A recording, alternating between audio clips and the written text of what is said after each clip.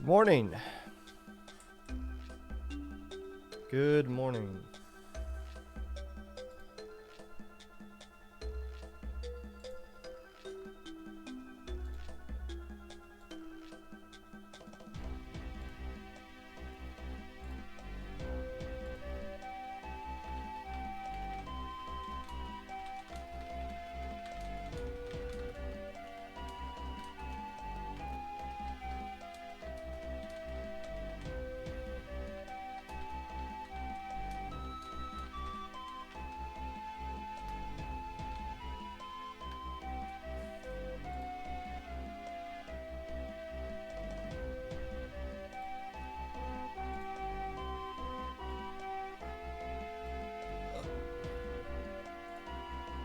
Pop out.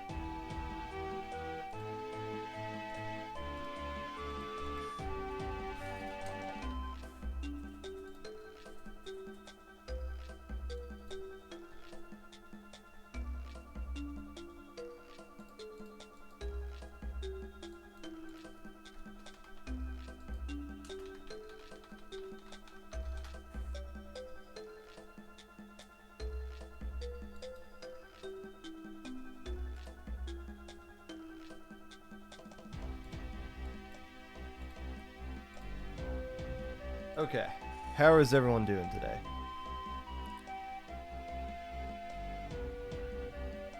How are you? Good morning.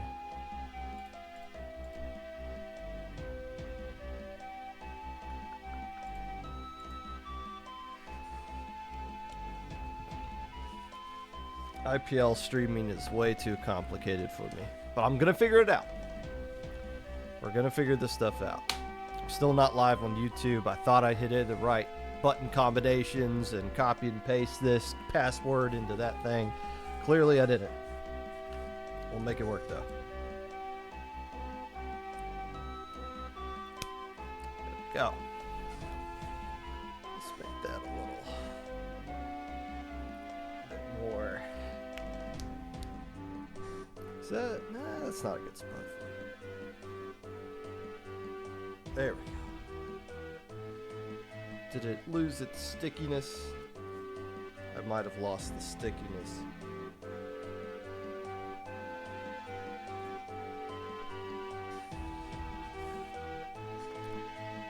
Yeah, that lost the stickiness. There she is. There we go. Nope. Wow.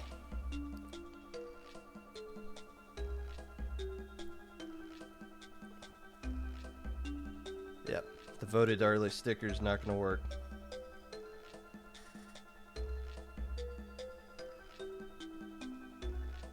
Damn. How old people know I voted without the sticker?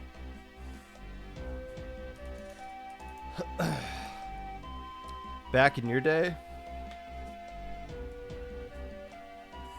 Let me tell you something. Pro tip from somebody who's old. Nobody cares about anything that took place back in your day. I don't care about old people what took place back in their day.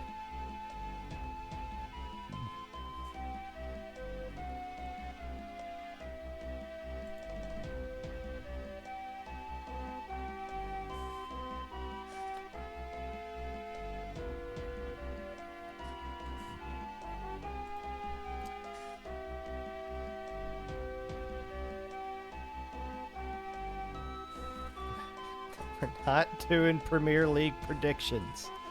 It's not happening. Stop trying to make it happen. Didn't Man United fire their coach recently, or City? I saw that on ESPN and I was like, cool. Next.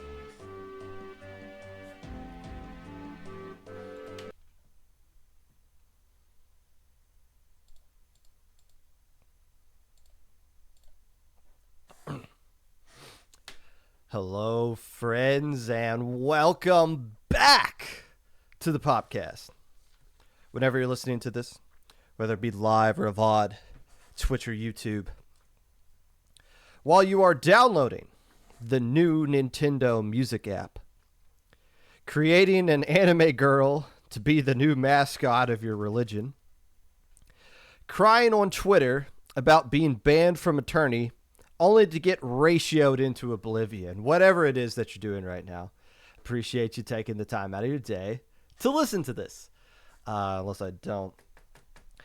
New LAN alert. New LAN alert. Whoop, whoop, whoop, whoop.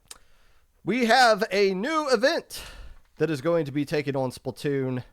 Get on my level, or Gommel, if you want to call it that.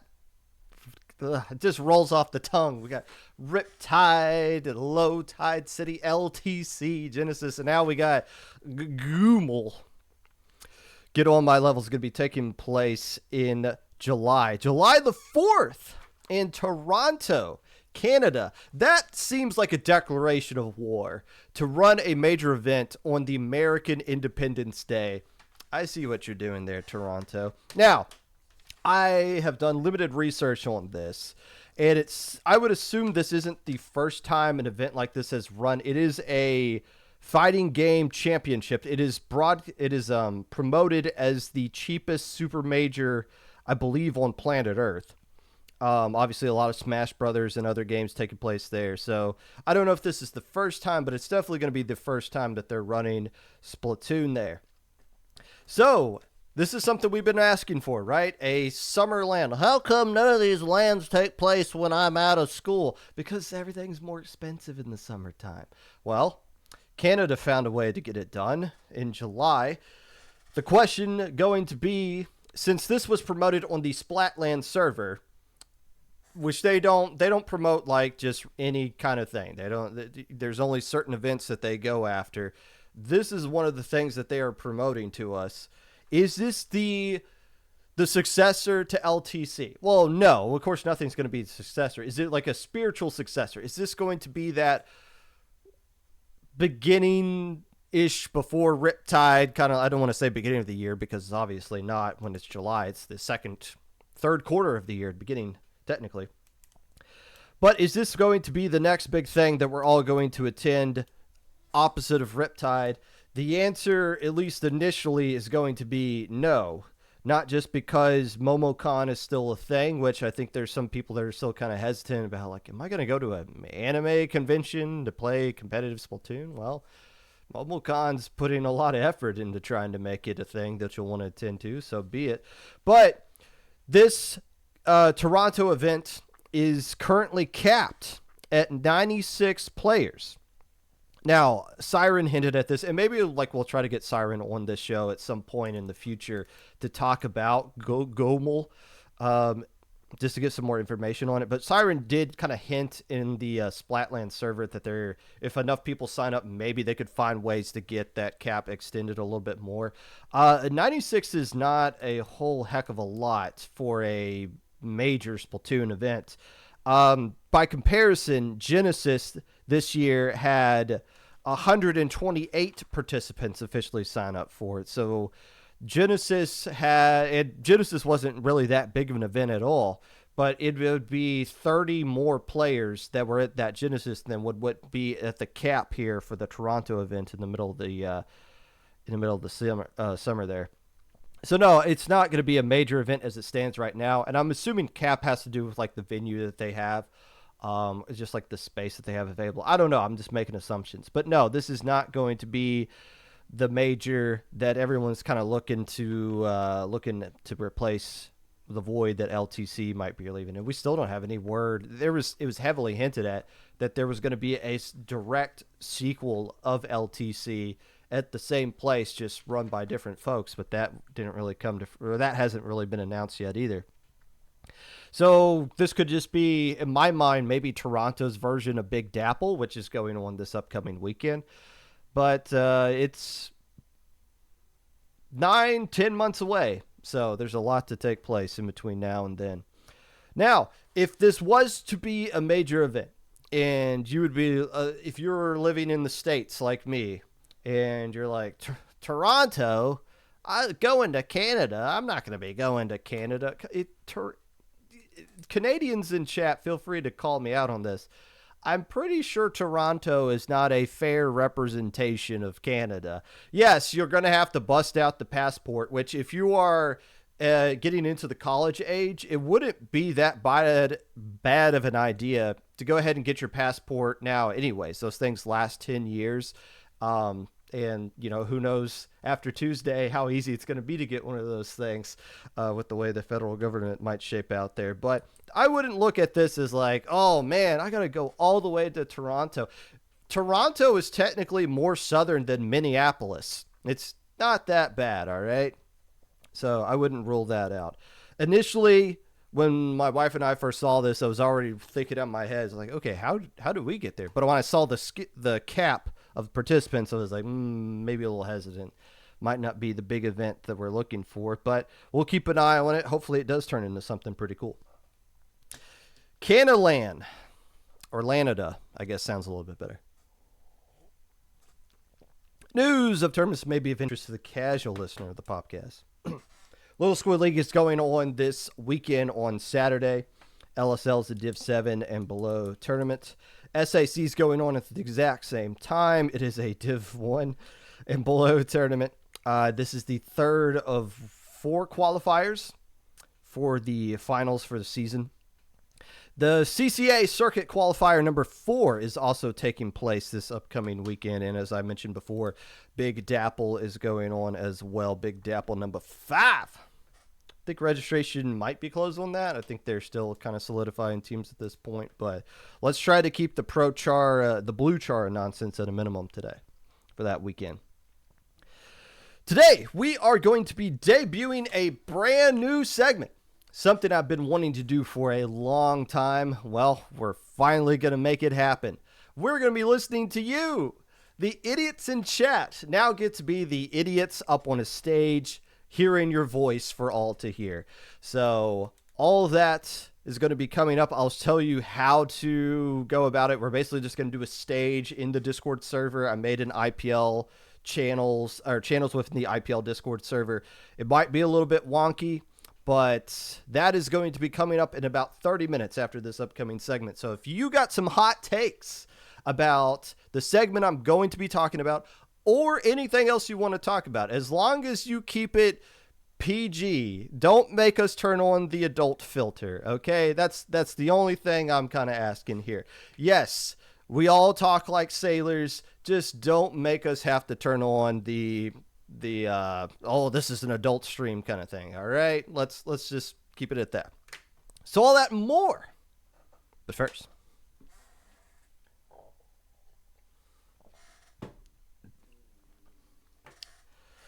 I was pretty happy with the response to the Magic chat that we had last week here on the Popcast, the premiere or the premiere episode of the Popcast on IPL. It was thought-provoking, to say the least. As I said, there was a lot of things Magic said that I agreed with, a lot of things I didn't necessarily agree with, but that's good. That's kind of what a conversation should be. And had a lot of people ping me on Blue Sky, ping me and Magic, being like, hey, I finally listened to the conversation between these two. Here's my thoughts on it. Here's things I agree with, things I don't. That was cool. It was cool to see, and that's kind of what I want the Popcast to be. Something, let's bring on people, let's talk to them, let's think a little bit differently, and let's have conversations about it elsewhere. Keep the conversation going. One person pinged me in Magic saying that they were inspired by the chat that we had, and as a part of that inspiration decided to donate $100 to a tournament that already had a prize pool. It was, oh gosh.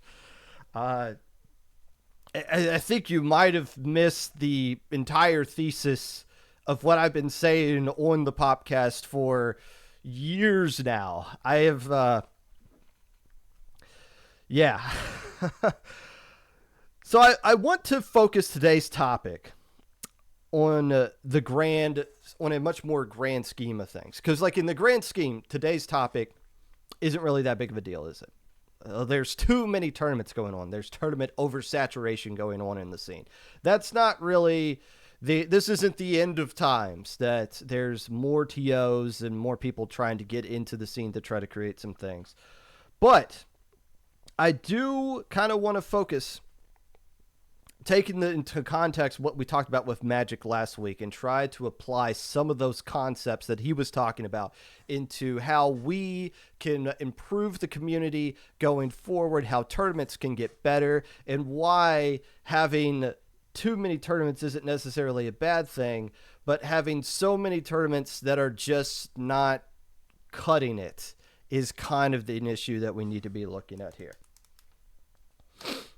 Now, I'm going to be using this term a lot today. And this is a new terminology that I'm going to be using here on the podcast. If you are a consistent listener, you might know what the term overlord would mean. Well, now you got to be learning what a new term here. Bracket and badge tourney. I've called mom and pop tournaments something like this before. Tournaments that are not associated with an org itself. That mom and pop tournaments is still a terminology we're going to use, because a bracket and badge tournament is just that. It is a tournament where somebody throws up a bracket and they commission someone to make a badge, and that's all the tournament offers to planet Earth. There are several tournaments that are a part of organizations that are not mom and pop tournaments that I would consider to be just a bracket and just a badge, and that's all that they offer to the world. That is the extent of the value that they provide here. Now, first off, Sendout.Inc. has made the barrier to entry to being a TO much easier than what it already was. What is the barrier of entry to becoming a TO in general in competitive Splatoon? It's just one thing. There's only one thing you have to, one hurdle you have to clear in order to create and run a tournament for people to sign up for in competitive Splatoon. It has nothing to do if you're banned by Splat safety. It has nothing to do if you're currently arrested or in jail. It has absolutely nothing to do with any of that. There's only one obstacle in your way of creating a tournament. Are you 13 years old? That's it. As long as you are old enough to legally create a social media account of some sort, or a Discord account or anything like that, that is all it takes to become a TO in this community. That's it. There's literally no other hurdle.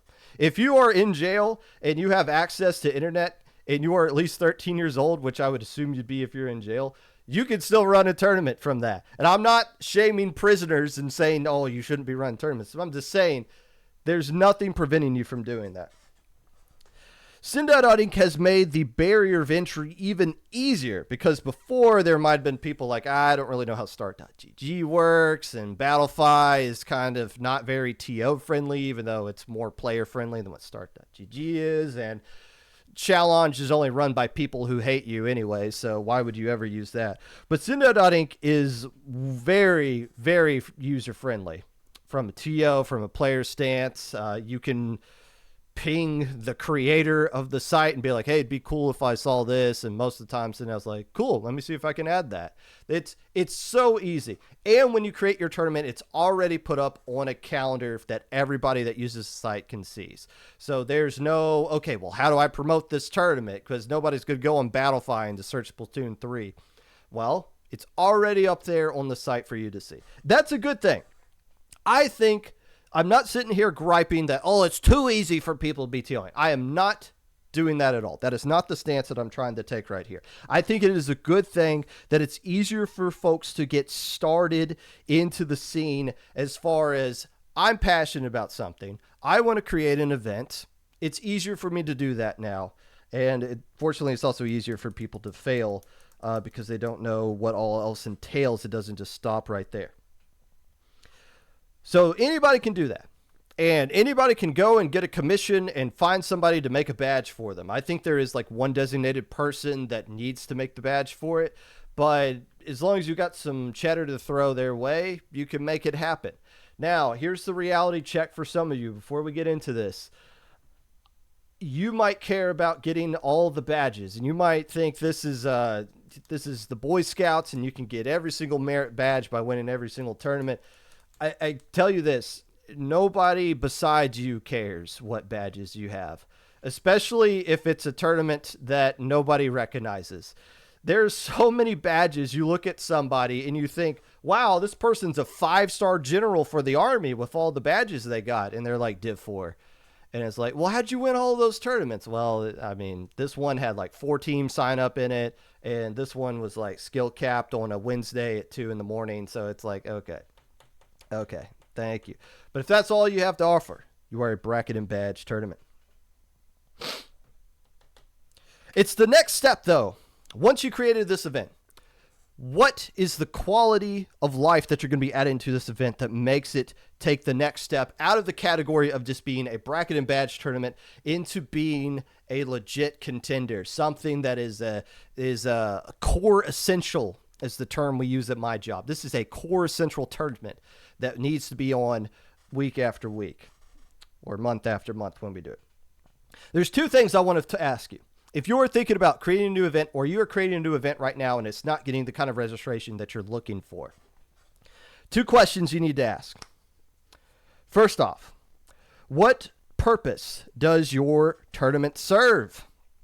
I posted like 3 or 4 weeks ago on Blue Sky how at that current time and that week there were 39 events that took place in 1 week. 39 events. Somebody pointed out, well, wait a minute, a good chunk of those events are gimmick tournaments. So it should be fine to continue to add more events because those are just gimmicks. And, well, if we keep thinking in that mindset, the 39 is going to balloon to 49 and so on. But gimmick tournaments are fun. I have nothing against gimmick tournaments. Usually when you run it the first time, you get a little bit of turnout. People come in, this is fun. I'm enjoying this.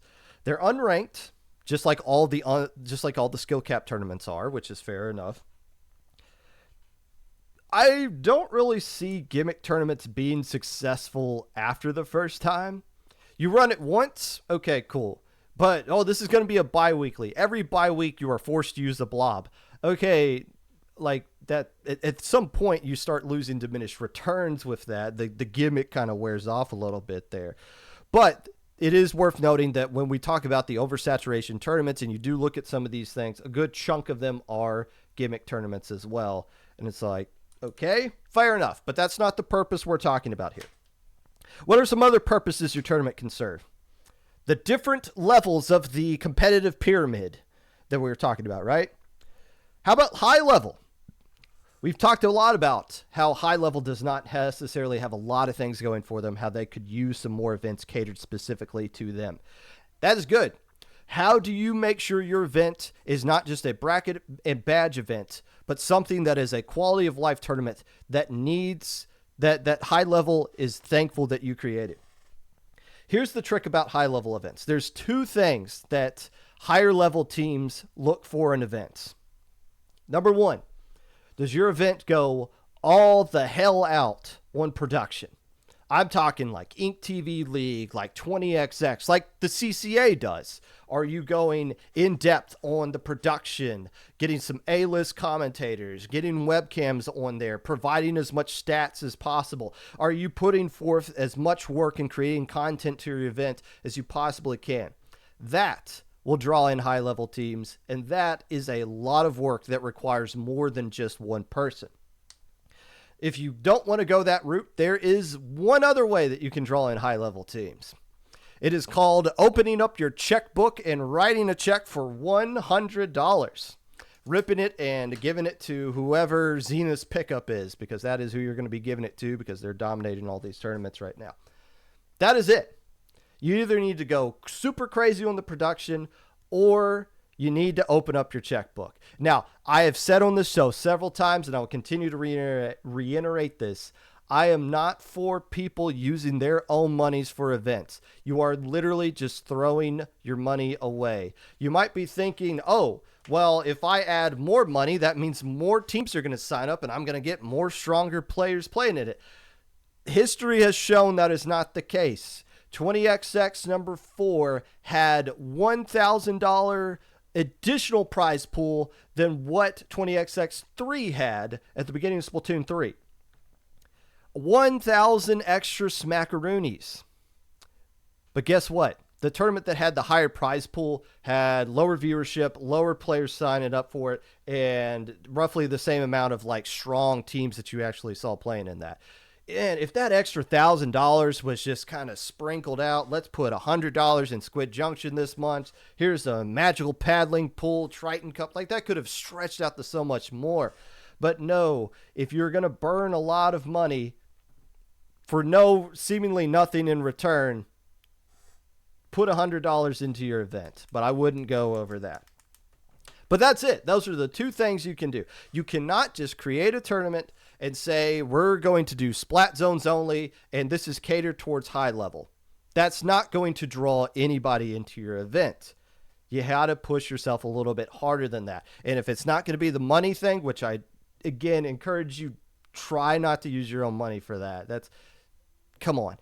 But if you're going to go out on production and make it work. Now, why do those two things work for high level? The main reason is high level teams want to play against other high level teams. Let's make a skill floor. No, that's not what I'm talking about. They want to sign up for events that other teams are signing up for. They want to play each other in these high quality events earlier on in the round, in the tournaments, in these earlier rounds. And the reason they know more teams will sign up for it if it is like an all-out event that you're going for with high-level stuff. The only exception to this rule is 4v4 Sundays, which doesn't really ever have a stream, and I don't think the last one had a prize pool. But 4v4 Sundays is run by Max, who's made connections with the high-level teams for years now and has been running that tournament for years. So that is the one exception to the rule to how you can dodge all of that. If you have a whole heck of a lot of connections, you can kind of make sure you got a tournament that caters to all the players without having to go all out on a stream or a prize pool. But that's the only way a high level event is going to work. Let's say your purpose is serving low level. And for the sake of argument, we'll say low level is Div 5 and below. Oh boy. We need to take a sip of water before we go further with this one. I get it. I totally get it, okay? Most new TOs are coming from a portion of the community that grew up in a low ink, in an era that actually had a low ink, or from the Ink Up, or an LSL, or well, there's about a gazillion other tournaments I guess you could choose from at this point. And when you get out of that scene and you're like, okay, I'm trying to phase out playing this game anymore, but I want to give back. I want to create a new event. It's a lot easier to do something in an area, in an environment that you're familiar with, growing up in low level, than to go and make an open event and you see all these things like, man, these players are kind of jerks in the open level, and wow, they're kicking players out of that tournament just for being mean. And it's like, gosh, I don't really want to deal with that. Low level was nice and wholesome, and everybody hugs you after a scrim, and when you 3-0 them, they pat you on the back and say, you really kicked our butt. You guys were so nice. Let's play again some other time. I totally get the narrative of wanting to create a low-level event if you want to become a TO. Here are the numbers. Just this week of events that are Div 5 and below. This week, there are 7 tournaments that are Div 5 and below that are going on this week. 5 of those 7 tournaments are specifically Div 5 and below. So like there's a couple of tournaments there, like an LSL, which is Div 7 below. I think another one of the weeklies is as well. If you throw in all skill cap tournaments, so this includes SIC, there are 9 total skill cap tournaments taking place this week. Of those 7 tournaments that are Div 5 and below, 2 of them are running their first ever edition of a tournament this week. We got 2 brand new Div 5 tournaments taking place this very week. I think one is taking place right now or in a couple hours from now. Oh my goodness. This is, as somebody who grew up in an era where SAC and like a half-baked low ink was all we had in our low level,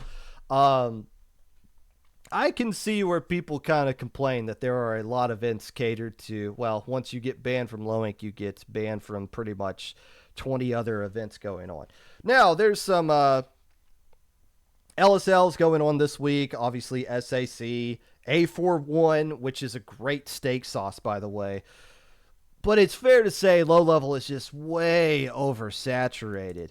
And what annoys me to no end is how low ink is always getting the finger pointed at us.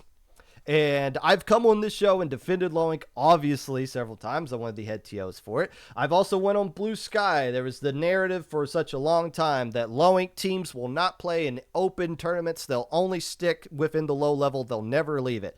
I did the research. 60%, over 60% of the teams that played in low ink this past month have played in an open tournament, if not multiple ultimate open tournaments within the past 2 months. And the vast majority, well, maybe not the vast majority, but a good chunk of the teams that didn't play in those tournaments are also eligible from the Ink Up and Little Squid League. So they traditionally see tournaments like low ink as their open tournament because they're not good enough to even compete in that one yet, but they're good enough to use it as a bar test to see how much they've grown over the month and help them get ready to win Little Squid League and from the Ink Up in those tournaments that are a step below low ink. But whenever somebody complains about low level scene, they always point the finger at low ink and say, we are the problem with all these low level teams. I just want to point out, of those 7 tournaments that are Div 5 and below this week, low ink is not running any one of them. We didn't create any of them. I endorse LSL. I talk about them a lot. That's it. So don't point the finger at low ink. We're not the problem. If you want to say we're a symptom of the problem, go right ahead. We run 2 days a week, and we get a lot of attention because we've built it up and we've earned it over the course of the time. But we are not the problem for tournaments. You can't blame us for all of this stuff. Oh my goodness.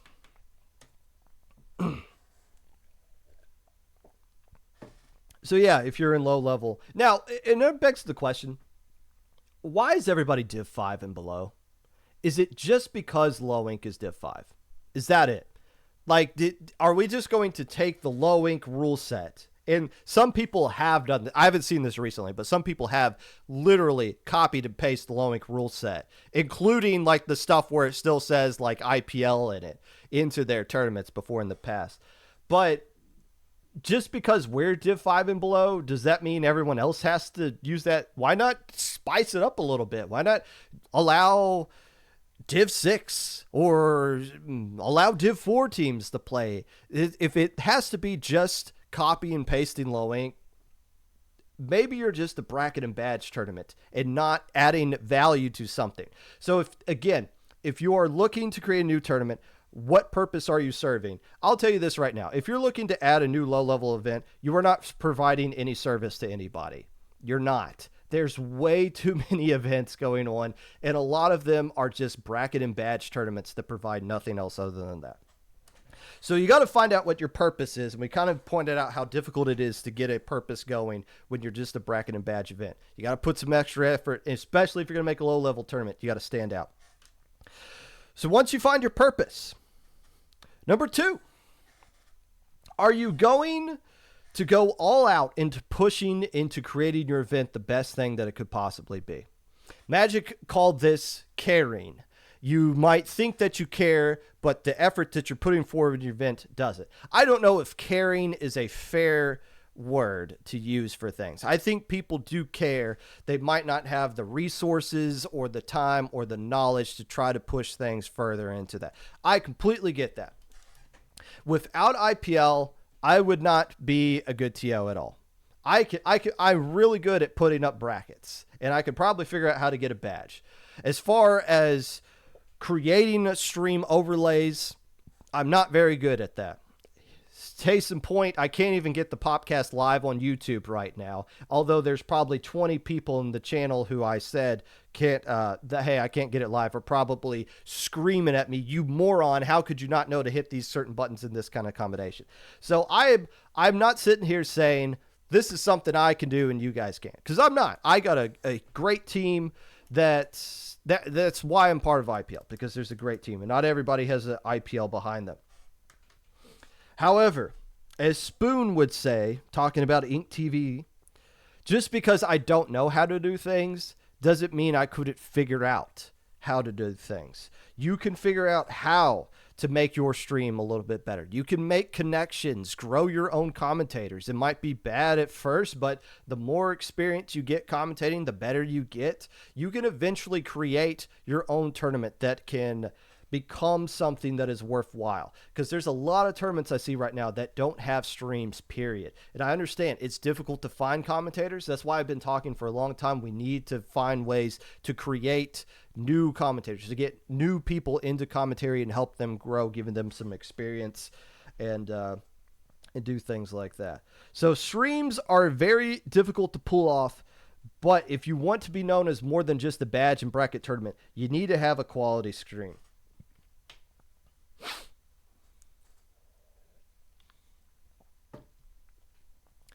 Part of that, pushing your event to the right kind of extent that you want it to be, is the time slot that you're going to put your tournament in. I'm going to be real with you guys. You're probably going to want me to come on here and say, oh, these two tournaments have got the first line. This tournament announced Saturday at 1 o'clock first. That means nobody else should be able to touch it and all of that stuff. No, I'm not going to say that. I do not believe it. If I've said this before in the past, then I was wrong. There is no such thing as first come, first serve when it comes to announcing your event. There's no, Loink's going to be this day. I'm going to jump ahead 3 months in the calendar and make sure nobody takes that date from us. We got it and all that. No, there's no priority anymore for anybody to have any event take place at a certain time slot. I am also not a fan of people DMing the TOs of other events. If somebody were to run an event during Proving Grounds, I am not a fan of us DMing those TOs and being like, hey, we were here first. You guys shouldn't be allowed to do this. You guys should change your date because we came here first. Or we're IPL, so we're going to bully you guys out. I am not a fan of that. And I wish that nonsense would just go away. I know some of that takes place behind the scenes with some other things. I don't like that. Nobody has priority over certain dates and times. And just because Loink is going to be there first and we've been there the oldest doesn't mean that everyone else has to cancel their weekend because of us. I've said many times, I want people to run their events during Loink for that very reason. But I will say this, though. If you want your event to survive, you're going to have to be competitive. This is a capitalist market that we have right now with competitive Splatoon tournaments. If you are going to run your event at the same time as someone else, you got to be willing to roll up your sleeves and make your event better. Don't DM and threaten the other TOs and be like, oh, I'm going to... how dare you take this over? I'm never pro that. But take it as an opportunity to make your event better. Use it as competition. I said this back in January, and I'll continue to say it right now. If someone runs an event the same time as you, take that as an opportunity to push yourself to make your event better. You cannot steal teams from anybody. I repeat, you cannot steal teams from anyone. If anyone says, oh, my teams got stolen from me, sweetheart, you got to look in the mirror. The reason the teams left your tournament to play in a different tournament is because they thought that tournament was better. They weren't kidnapped and forced to play in a different tournament than you. There's something wrong with your tournament that doesn't appeal to the teams. That's why they left this event to play in the other one. The teams decide what events stick around and which ones don't. That has always been the case. So when I talk about time slots, don't think that's the route that I'm going with this. I genuinely think, though, some of you don't even look at the calendar when you just create your event. I mean, there's a lot of events that take place at the same exact time and are serving the same exact purpose. And I don't think it's from a standpoint of, oh, well, I want to take over this tournament and beat them out. I think it's because you guys genuinely don't even care enough about your own event to look to see if there's a certain date where it's going to be competitive, where it's going to work out. But Popgun, there's 40 events going on. None of this works out. Okay, that's the market right now. Nobody's eliminating those other events. If it's going to happen, if you're forced to run your event at the same time as other stuff, so be it. You could also go the route that the Shoal likes to do. Oh my gosh, wait till we hear about this. The Shoal, a few weeks ago, ran 8 tournaments in the span of 7 days. Mind you, there are only 7 days in a week. This upcoming weekend, the Shoal is running 5 tournaments in the span of 3 days. That means that they are running 2 events on 2 days this upcoming weekend, including running 2 events at the same exact time slot. 2 events at the same exact time. And I understand the 2 events they're running is going to be something about, oh, these 2 events they're catering to different markets. I understand that. But does it show, how are people supposed to look at that and kind of perceive and say, well, do you care about these events because you're not giving them both the equal opportunity to kind of grow and shine? So we got some organizations that are just kind of like factory producing tournaments that are competing against themselves, much less competing against everybody else. Oh, let me just say this. Those are the 2 things you need to be focusing on. If you're going to create a new event, what is your purpose? And are you truly going to dedicate yourself to making it to push your event as far as you possibly can?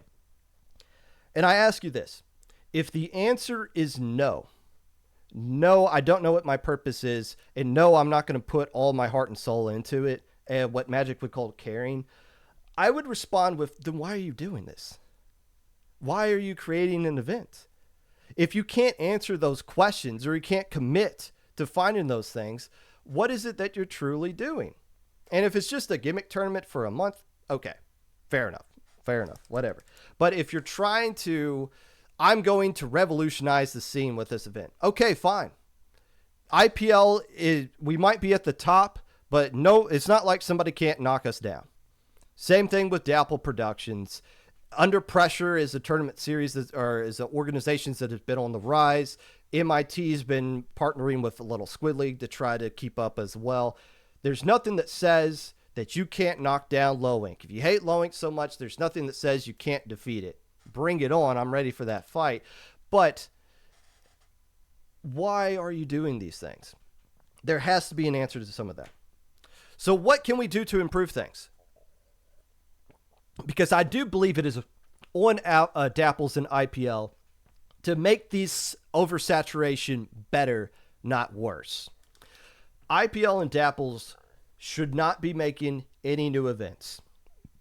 Any more consistent events, I should say. Obviously, we're working on a league behind the scenes with IPL, but there doesn't need to be a brand new tournament with IPL or a brand new tournament with Dapple Productions. And as much as people might want to point the finger at big orgs, as I pointed out before, they're only running a handful of tournaments combined a week now versus the 35 others that are going on across the board. Less events from the big orgs is better. And in all honesty, I am in favor of IPL doing less events in general and just becoming what Splatoon Tourney channel is. I'm not just saying this because of Falco's my friend, but I just love what Splatoon Tourney's doing. We're just streaming lands, we're streaming sets with Ludi, we're partnering with these major events going on. I wish that's kind of what IPL would take that route. Let's just put more content out there. And Dapples is doing that more with Cactus's podcast. Obviously, we're doing that more here with the weekly ink. That's going up on YouTube every week as well. The last episode just went up about a few hours ago. I wish the big orgs would do more stuff like that and leave the door open for some of these other folks to grow. Because these folks that I'm pointing the finger at and saying you guys are not, you don't have a purpose or you don't care enough to make your event. Here's the thing about those folks. they have something that a lot of people behind the scenes in these big orgs don't have, which is passion today. Passion burns out a lot. And I've always said this, instead of creating your own events, try to join a tournament that already exists. And I'm going to back off from saying that because I don't want to be, I understand where people are coming from with wanting to make something that's new, something that is theirs, something that isn't corporate.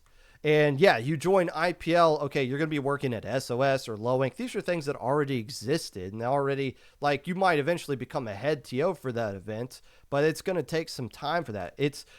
I can understand the appeal of wanting to get in and creating something new with that. So what are some things that we can do? First off, we haven't announced the new format with Proving Grounds yet.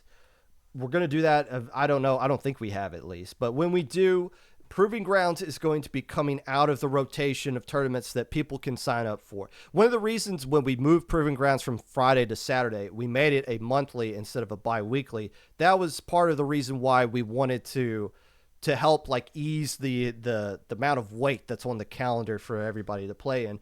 But now we're going to be reinventing Proving Grounds yet again to where it's not going to clutter what everyone's doing, but it is more content based. And we're really excited about that. I don't know if we're going to be announcing that or yet.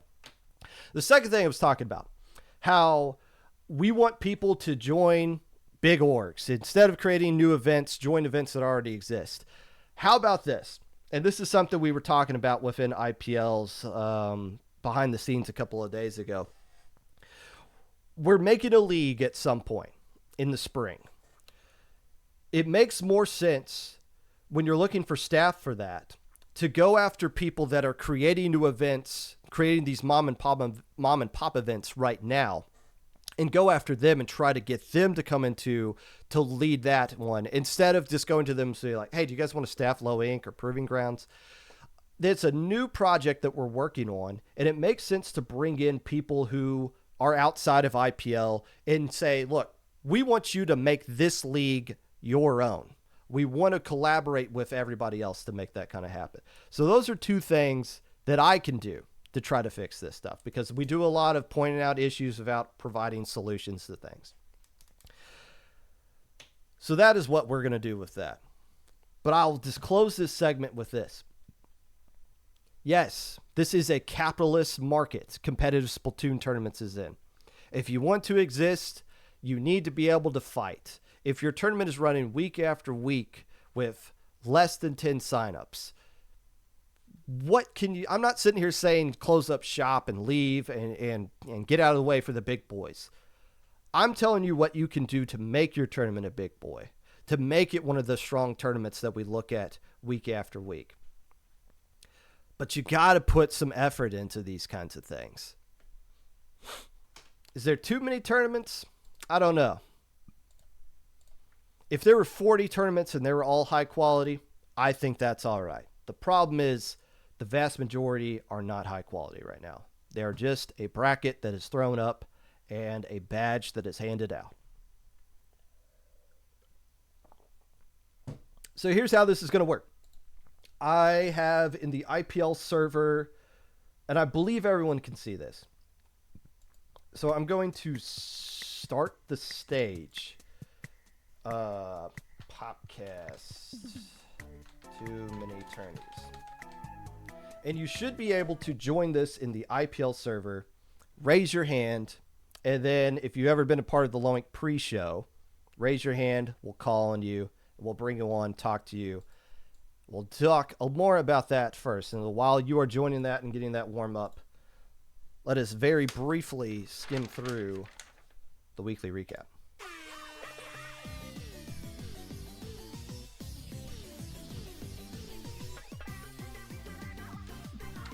Paddling pool number 291 was won by Goat.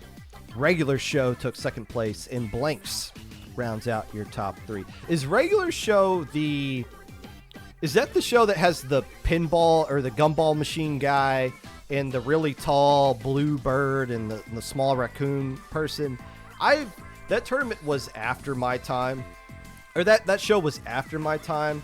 Is it a Cartoon Network show too? Like, it wasn't a show that I watched or that was on when I was watching Cartoon Network.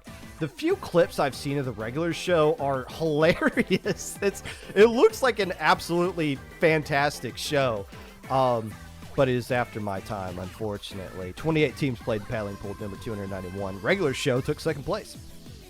Triton Cup number 90 was won by Lexi Sucks at Mario Kart. Rip you.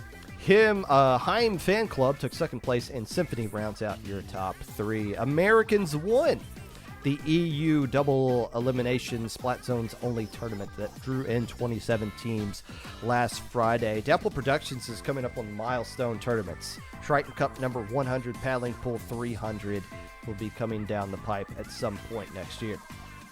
From the Ink Cup number 64, took place last Friday. It was won by California Girls. Second place went to Not Div 2 Electric Boogaloo. Well, you're not Div 2, you're playing it from the Ink Cup. And third place went to Little Squid Dragons. Shoutouts to Bash, the team that finished in fifth place, representing Purdue. Boiler up! And I believe when you take in their football team into account, that is the best any Splatoon team has done all season long in any sport, or sport period. Minnow Cup Tower Control Edition took place last Saturday. It was won by Be Happy. I wish I could read my handwriting. Oh, Norwegian Oil Economy took second place, and Kittens rounds out your top three. If you're wondering who any of those teams are, you would think the IPL low ink guy would know. I don't know just by looking at that, so I'm assuming they're all pickups. So be it. Tower Control was played for Minnow Cup, which means there's probably 2 maps that were good and 50 others that were disgusting. Galaise Gauntlet number 5 was won by Zenith, Atomic, Yoshell, and Gray. That has been the officially 230th tournament that Zenith has won this year. Possibly Player of the Year when you think about it. Some team from Japan I don't really recognize finished in second place. And the team that finished in third place, Jared, Q, King Julian, and Volti. Yes, the half of Jackpot players that are currently served their ban from Splat Safety and are eligible to play in tournaments combined to play in this one. I have thoughts on that, but now is not the time or place, but I didn't want to just like pretend that didn't happen. It definitely did.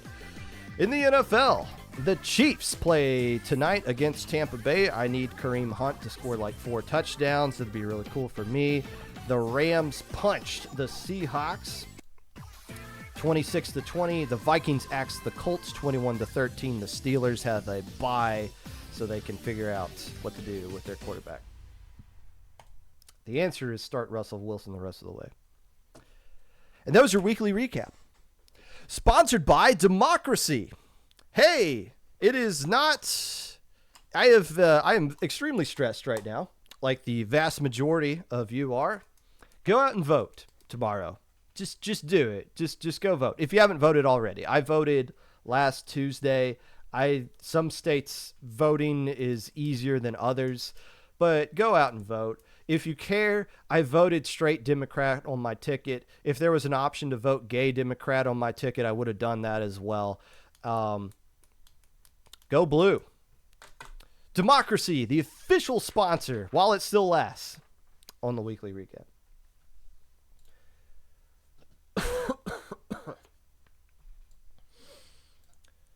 One more disclaimer before we get into this one. You are allowed to say whatever it is that you want on here. Try to keep it PG. It's not that we're scared of dirty words. We just don't want to turn on the family filter for this, okay?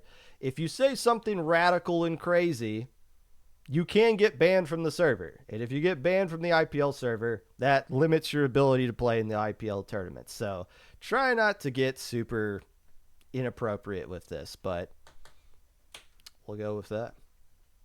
The first ever edition of Taking the Callers. This can only go one way, and hopefully it is not the bad way that it could go. But we're going to start off by bringing in Cactus, if you would accept that. Cactus, how's it going? Pretty well. How are you, Popgun? I'm good. I'm going to turn you up. What do you got for me? Yeah, that's not bad. All right. I have so much I'd love to talk about for the Many Tourneys, and I also don't want to take too much time.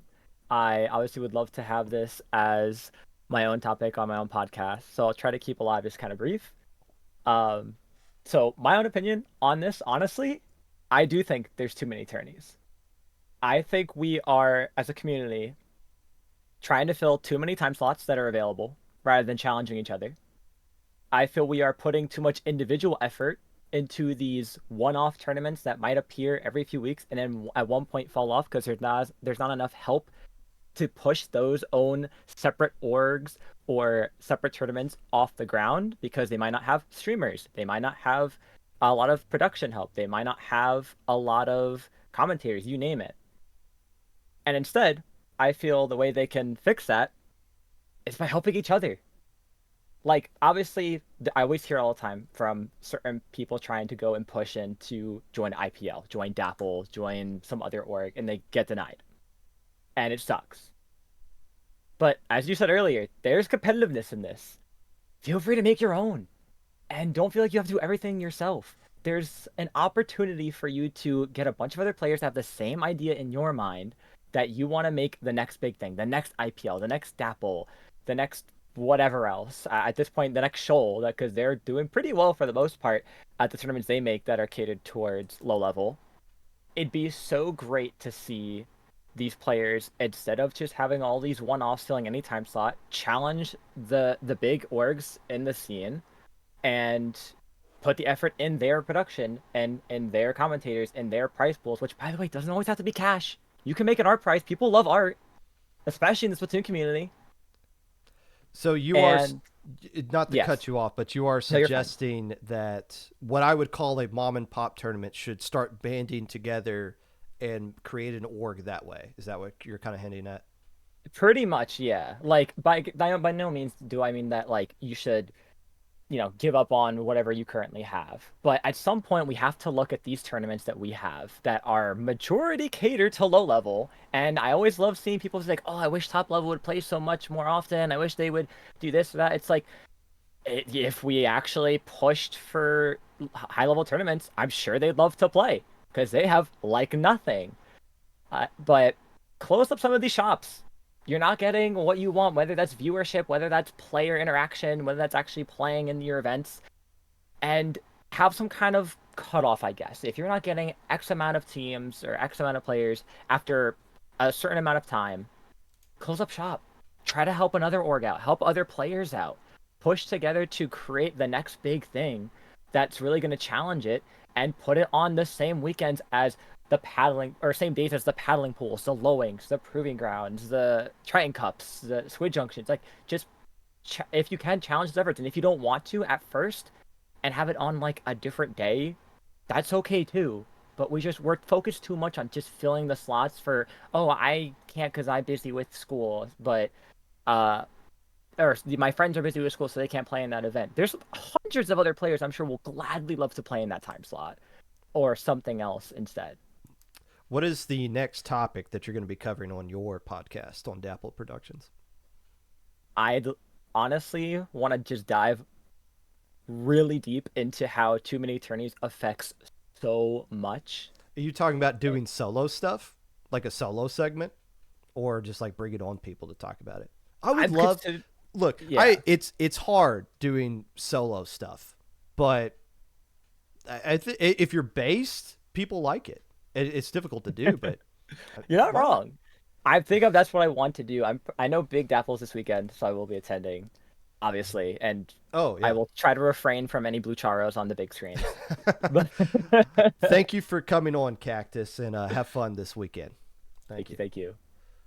Okay, so there you go. That first one, and that went pretty well. Again, me personally, I'm not trying to advocate for like, okay, if your event's not working, just close up shop and leave. But I get where Cactus is coming from, and I would assume a lot of people have that take as well.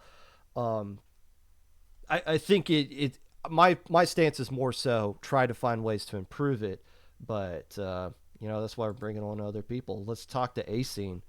If you hit that accept button, maybe you weren't expecting me to tell you to come on. There you go. Hi, Acene. Good morning. Hello. Literally good Good. morning for Good. you. Not quite. In like 5 minutes it is. Fair enough. What's on your mind?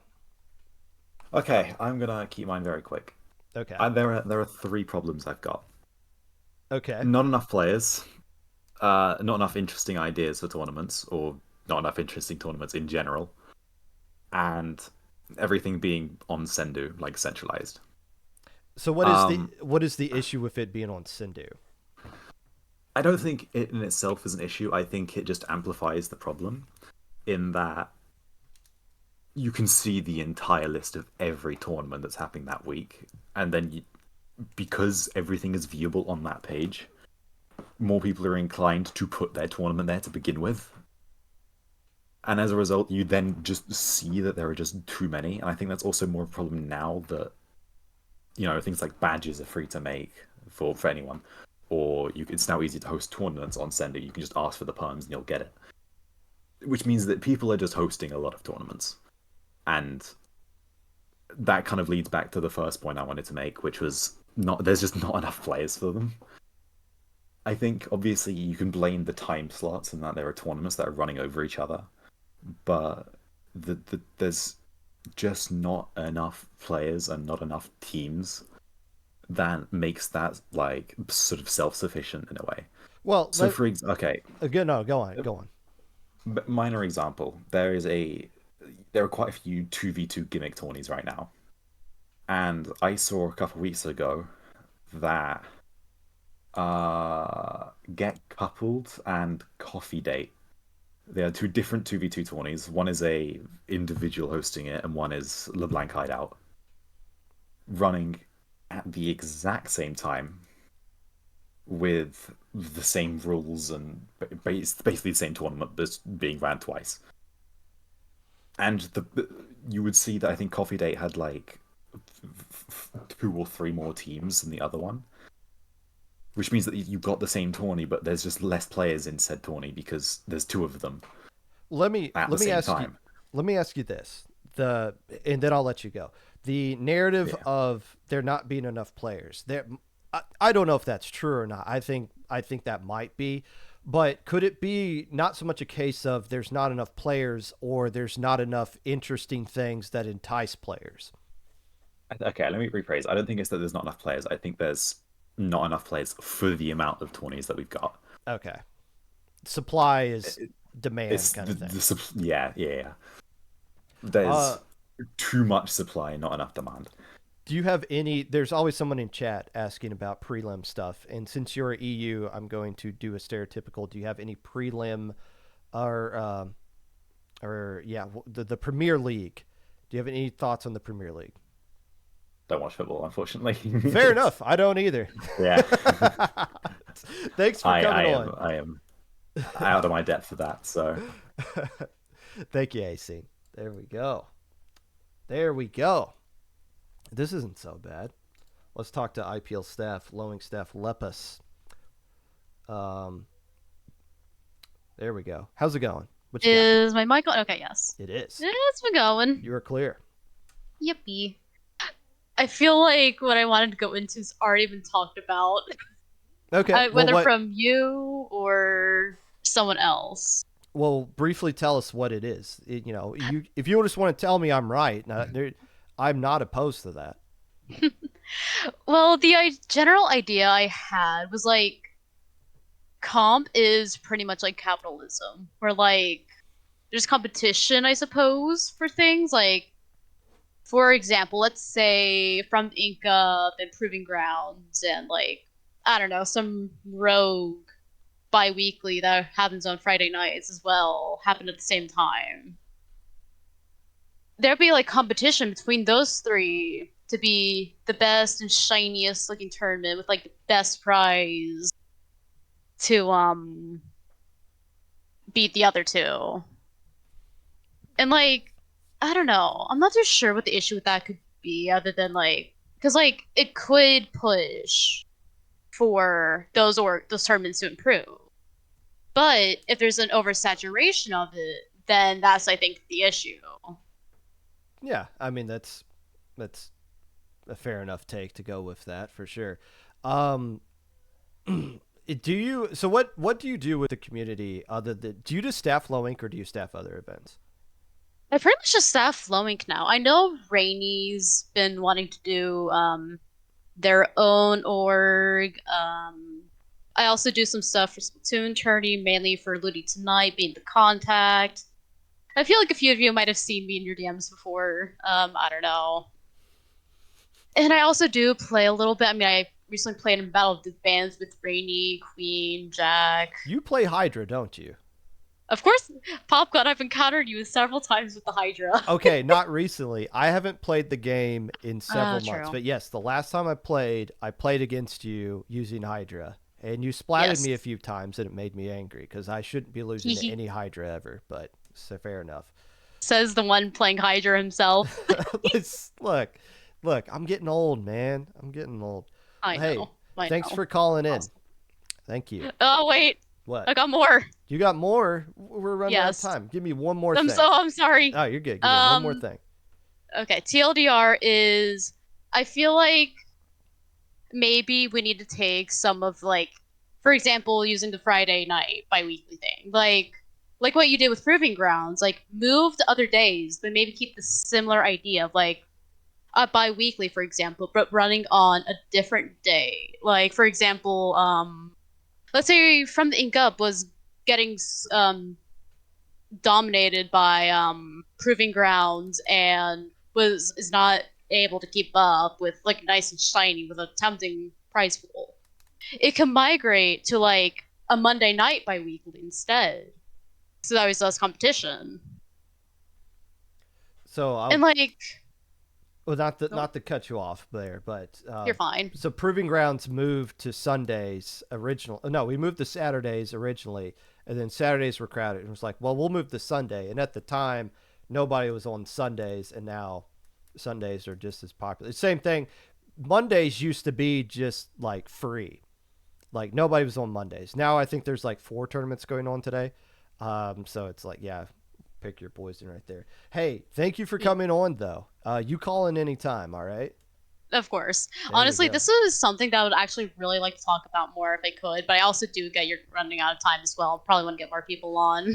With that being said, and thank you again, Lepus, we are going to stop at Rooster if we're looking at the... So Rooster's going to be the last one there. I'm sorry, other people, I didn't think this many people would tune in, but we'll do this more regularly and we'll try to get this out. So, Thyme? How do we say your name? How do we say your Everyone name? asks me this, actually. My name is Time. Hi. Time. You can pronounce it Thyme, though. Every time someone pronounces my name wrong, I get more powerful. Don't make me too powerful. What you got, Time? I have a lot of opinions, actually. I am the lead organizer over at Under Pressure, and I also work on SAC Neon Whale over here. Okay. I've had a hand in a lot of tournaments, from Battle Dojo to here. I even recently joined Stronghold as a helper, actually. So I'm in and around the community. I'm kind of getting a vibe on things, right? So something I want to note for November, there are more days with the Div 5 cap tournament than there are not counting Low Ink Day 2. There are 16 out of 31 days that have Div 5 cap tournaments. It is, like, when we're talking about tournament oversaturation, we're talking about that, right? Like, I believe on SOS's off week, actually, a Div 5 tournament called Abandoned Ship attempted to run and just got no signups because they were on Battlefy. And, part of it is being on Sendo, and, you get that kind of big connection, you get a lot of things going on. But I think part of it is also, I have a really spicy opinion, actually, on skill cap tournaments in general, is I think they're good for the community. Generally, I think that it's good to be able to challenge yourself with matches that aren't so hard that you get stomped, right? Like, not every Div 7 team wants to play an SOS and get stomped in groups. But the thing is that if you have too many Div 5 cap tournaments, you're going to have the Harshy pickup effect, but in Div 5, and they're going to start running around farming badges until they get banned. And that's not really good, because you're kind of getting rewarded for doing nothing.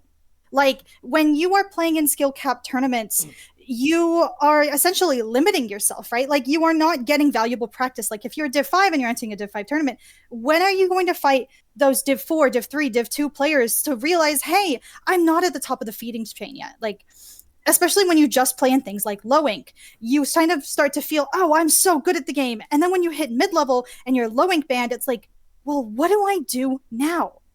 And it's really frustrating to watch, because I see these Div 5 tournaments just popping up, and it's like, you're just encouraging people to keep doing that. Like, it's not like they're even open level, so anybody can play, and they're just, it's just so frustrating and mind-blowing to me.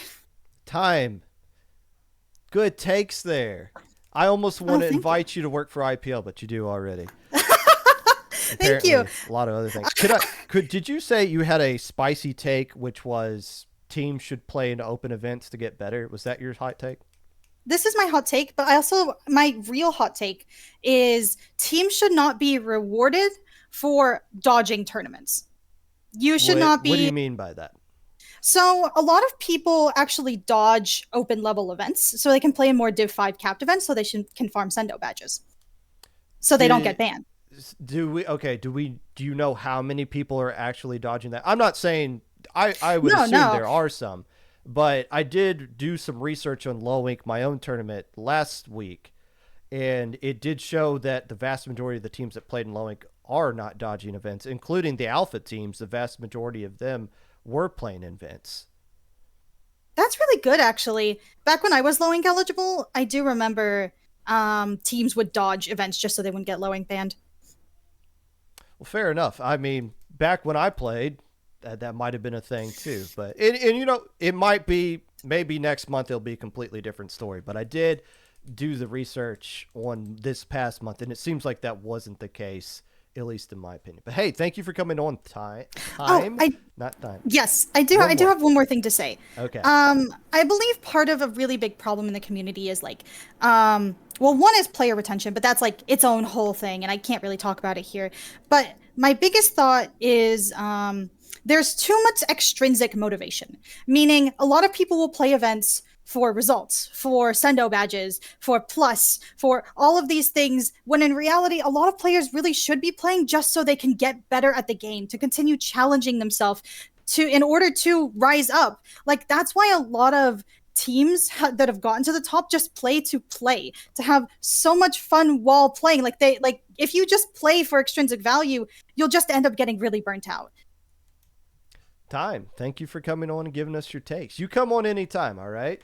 All right, thank you. It seems like I held back you from like 6 other topics. Maybe next week you can expand more. Sounds great. Thank you, Popgun. Time, not time, right there. Extrinsic value. I had to Google that, but as they were explaining it, it made sense to me. Okay, I have no idea who this person is, so this could only go good or horrible. What's up, Popgun? Can you hear me? Hello, who are you? Neko Koneko. You met me a couple times at various lands. I'm a low-level player for six-pack yokes. You mentioned us sometimes, so you know the name. I have a shirt of your team name, and I'm not buying your booty shorts. There you go. Yeah, well, they're not out yet anyway. We had issues with them. Not the point. I'm going to make this pretty quick, because I know that there's like a time thing. All right, so I'm a low-level player. I'm on a team of people who are all very much adults. We don't have much time. And the fact that there are so many low-level tournaments is very good for us, because we're not very good. We're not getting good anytime soon, at least not good enough to place in, like, from the ink up or something, But, like, the fact that every day of the week we have an option for something that we can play, and something that we can find that isn't just, like, a scrim with a single team, is very valuable for us, not just as, like, players who are trying to find some growth, but also just as players who want something that we can quickly enter and have fun doing. And then when we're done, we'll have some like things to review with varying degrees of like how well we did, if that makes sense.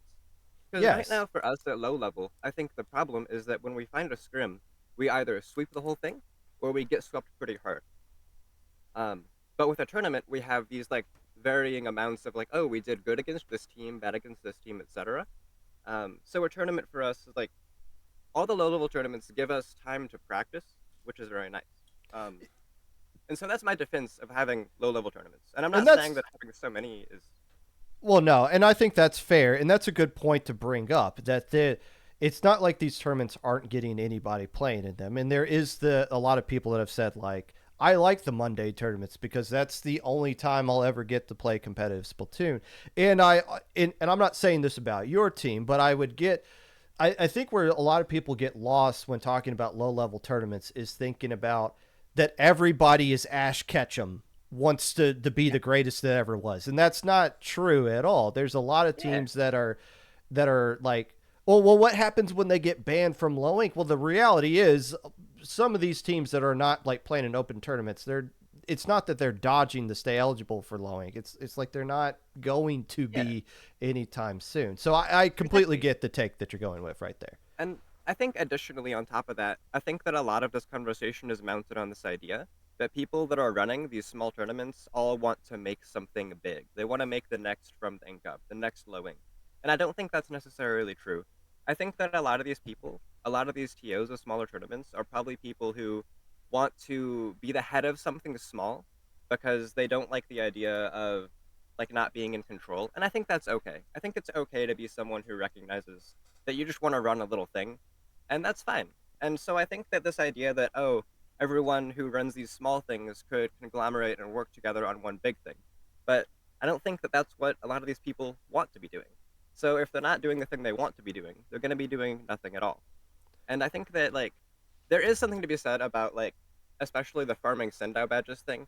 I think that giving extraneous, like, benefit to players, like, kind of gaming the system for, like, getting these badges. I think that, like, badges kind of do the same thing that, like, gacha games do to players' brains, where they, like, plant this idea that's, like, this is my value kind of thing. Like, it kind of makes this, like, I don't know. It's bad for the community, I think. I think that maybe send-out badges being open and having so many, that might be bad, but that's not really my place to say. I'm not the people who run that kind of thing. Well, you know? Neko, I thank you for coming on and Yes. giving us a different perspective from what we've been hearing so far. That's you guys move on. Yeah, have a good conversation. Well, no, that's what I was kind of hoping for, that there would be some. It's an open conversation. It's obviously Sure. It's obviously me talking a lot, but we need to hear different perspectives. So I appreciate that. And when I see you, when I see you at the next LAN, don't expect me to remember who you were. Don't blame me one bit. I'll catch you next time, man. All right, we got 3 more to get through. I can't even see this person's name as I'm looking here. This could only, we'll see. Hi T, who are you? I'm Tapper. I think I accidentally got like streamer mode on. You got streamer mode on? Yeah, I left it on by mistake. Okay. Well, here, we'll move you back down and we'll move down the list. And if you get that fixed, maybe we'll bring you back on, or maybe we'll run out of time. Let's go down to the next person. EZIO. How do we pronounce your name? It's Ezio. Ezio. Ezio. What you got, Ezio? So I want to talk about having big orgs that don't have staff to help, because there's a couple of big orgs that don't have much staff, like my own and Under Pressure, and having more staff for those orgs that have decent tournaments already is something that we need to have, compared to making XYZ double elimination tournament on Tuesday. Okay. Have you or anybody, so you're saying you're looking for staff, basically? I mean, yes, but I feel like having more staff or more orgs is better than having XYZ tournament. Well, yeah. Like having more IPL staff or more Dapple staff or more staff in general for like these big orgs is better than just having this tournament after this tournament. And then you can also get those staff members that are starting, like, to start new stuff in that org. So it's like 6 orgs. That's it. One's catered to top level, one's catered to low level, etc. And those just compete with themselves and have their own tournaments. So I get what you're saying, and obviously I've said that same kind of thing. Like, it would be great to have more staff for SOS and SAC and low ink and all that stuff. But I did bring up the point earlier, and I do want your take on this before we let you go. The fact that when other people are creating some of these events, it probably comes across from, well, they don't want to staff something that isn't theirs, or like help out something that isn't theirs. They want to more create their own thing. And I can totally get where that's coming from. So that would be my take on that. Like, yeah, it would be great if more people filled out some of these events that already exist. But I also totally get where people are coming from for wanting to go out on their own and make their own thing. Oh yeah, I totally get that as well, 'cause that's what I did when I started TOing. And I think that's a great idea, but I think you should start by getting your experience by starting in an org that already exists and that already has the stuff built off the ground and like resources. And then you can branch off into that own org of starting something else, like having SOS as an example, but have it like double elim and on Fridays or something like that. Well, thank you for calling in. You do that anytime. All right? No problem. No prob. There we go. Another good take. We got one more. We're bringing in Riley Rooster, who used to be the person who fed me CCA stuff, but I got a new best friend who does stuff for me. Oh, I've been replaced. You have been replaced as the sports information director of CCA. You got replaced. Shame. I missed the job so much. What do you got for us? I am actually coming. You mentioned talking about different perspectives. I suppose in this case, I'm coming from the perspective of one of those mom and pop tournament mom and pop tournament, pulling myself up by the bootstraps, trying to get this tournament off the ground. And I'm not interested in advertising it. I just wanted to talk about, like, you hit a lot of the marks early on in the podcast earlier today about like the types of thing I'm struggling with meeting the audience type of things, of how do I get my tournament to be attractive. And I just kind of want to say, like, at first I was like crestfallen, demotivated, like over the course of like the past hour or so, like maybe I should stop, to being like, no, I just need to try harder. And I guess with what I'm trying to say here coming on right now is like trying to encourage like those types of other smaller TOs. Like, if you do want to grow or make yourself stand out, the things that I'm learning is like you need to have that type of very specific vision. You need to have, I don't know, a good way to market. You want to get your word out. Like, if you are trying to compete with these other tournaments, I think what you need to be doing is you need to be trying new things or being willing to put yourself out there in new ways. Like, I've, again, over the course of this podcast, come up with a couple of ideas of how I want to try to, I don't know, kind of last ditch get this tournament I'm running off the ground. And I think part of it is talking to your audience directly and knowing exactly who you're trying to address your tournament towards and what they want. And yeah, I don't want to like talk in circles around it. I'm just trying to find new ways to market or how to get the resources that I don't currently have to make my tournament stand out. And I think that should be something that these other smaller TOs should try to aspire towards and be willing to, like someone mentioned earlier, trying to get these people to work together. And I think that's part of it. And I think it's also reaching out to these other successful tournaments and other successful TOs and being able to get that insight, because guaranteed, I'm sure your ideas are actually worth getting off the ground and worth having an audience for. And I think part of the problem is just that, myself included, don't know how to translate those ideas and that these current aspirations into the proper action in order to get to the levels that we want to be at.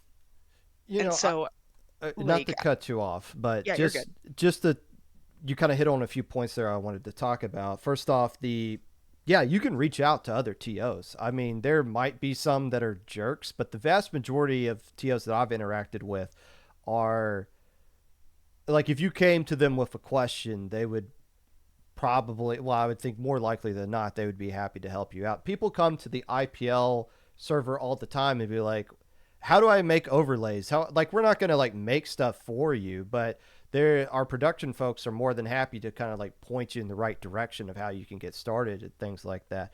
Talking to your audience, something, obviously, if you were a TO and you were trying to figure out the target audience you're going to and actually talking to them, then yeah, that's a good thing. That's a great thing that would put you that would help be a good step taking anyone out of the bracket and badge category. with Proving Grounds, I was told we want double limb all modes, and then we did that, and then they were like, we want single limb, and then we did that, and they were like, now we want double limb splat zones. And like the audience is always changing what they want, and it depends on who you talk to. You know, you'll see somebody on Twitter be like, well, we need to get rid of everything except for splat zones. And then another like top level player will chime in and be like, no, I disagree. And it's like, okay, well, okay, what do I do here? But yeah, it's always, just having that dialogue, I think, goes a long way. And I feel like a lot of people are either don't do that or kind of afraid to do that just because they don't know what kind of response they'll get. And I'm definitely very fortunate in that I don't have all of the connections that I need right now. I need to definitely put myself out there more than I am, but I have started with some of the connections to both the higher level audience that I'm trying to cater towards personally, and also just other TOs that I want to talk to or work with or pick their brains or get advice from. But like, I think that even then, still, the more you put yourself out of your comfort zone to get that input, I think the better your events are going to be. Riley, thank you for coming on. You call in anytime for this show, all right? You get ushered to the top. Awesome. Okay. So there we go. Sorry to Volty and Tabri. Tabri, aren't you the person who pointed out my headphone dent? I'm not bringing you on here. Get out of here. So there you go. That first one, we're going to disconnect. No, we're going to leave the stage and disconnect quietly. Does that get rid of it? Wow, that went a lot better than I was expecting. Maybe we'll do this more often. That would be my hope with that. Yeah, good. A lot of people agreed with what we're talking about. Some people gave counterpoints. That's kind of what it is. It's a discussion. These are not one take is more factual than the other.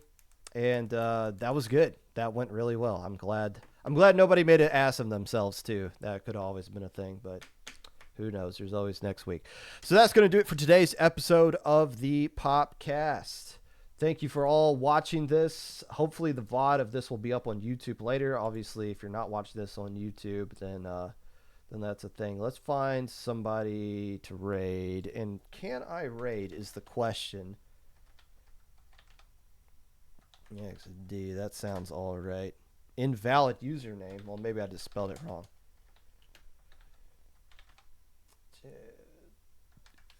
A highlighted chat message in chat. I think a good topic next time taking calls is pickup culture. Taking calls on pickup culture. You know, there's a lot of different topics we can cover there. Go out and vote. Get vaccinated. Wear a mask when applicable. Please don't die between now and the next episode. And thank you for watching. We'll see you next week.